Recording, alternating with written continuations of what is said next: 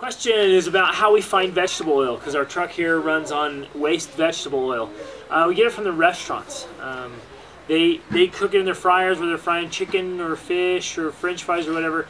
They fry it. When they're done with it, it gets dirty, they throw it out. A lot of them throw it away, some of them dump it down the drain, some of them store it, have collection companies, some try to sell it. I just hit up restaurants. So whenever we need veggie, I just stop by, go to the cook or the manager and just say, hey, do you have waste vegetable oil? In Spanish, it's called aceite quemado. And you just go back there and say, hey, do you have any you're getting rid of? And very often, they're like, sure, got some here, take it. And so we're all the way in Guatemala now, just left Alaska, and we've had veggie almost the entire way. Sometimes in abundance, and sometimes in little vodka bottles. Just however you can get it. It's really not been that bad. It's been good. We've been able to run on veggie most of the time. Now we have had some challenges. When we first crossed into Mexico, we were kind of trying to go from the border of Mexico to Lake Chapala, which is a pretty fair distance, and we were traveling fast. That was our challenge. It wasn't veggies. Yeah, there was we oil, were just humming. Because the difference I think we've noticed from collecting vegetable oil in the States compared to collecting it here is that in the States, they generally have like a big bin behind the restaurant where they pour all of the vegetable oil, and you could just go up, the bin's there, you would just They almost have oil all the time. They almost always have oil. There's always oil there.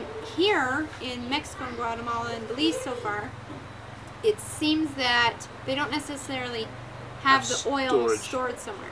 If you definitely not outside. Yeah, if you want the oil, then they'll save it for you. They'll collect it, but you have to go and say, hey, I'd like to collect, I'd like your oil. Can you save it for me? And then you would come back a few days later. So that requires you to kind of be in a place for a while. And that wasn't happening originally when we crossed the border. We were, traveling fast, and so we couldn't get it then.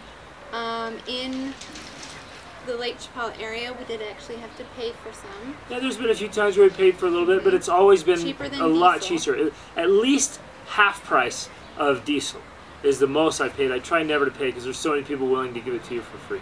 So there's been veggie. I mean, if it's been a condition, it's been short, or like ours, we were going too fast. It was our fault. But there's been veggie. There's plenty of veggie around.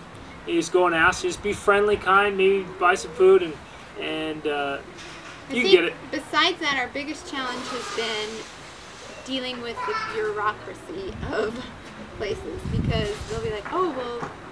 I gotta ask my manager, who asked my manager, and then I've got to call the owner that lives in Guatemala City. Procedure, So that's been, I think, one of the other things. But you can usually get past that, or if there's a big stink, whatever, go somewhere else. If you want to drive for free, though, I mean. Yeah, it's the exchange rate. You go out and talk to the restaurant, or you can go to the gas station. So either way, it works. We like it. It's been easy.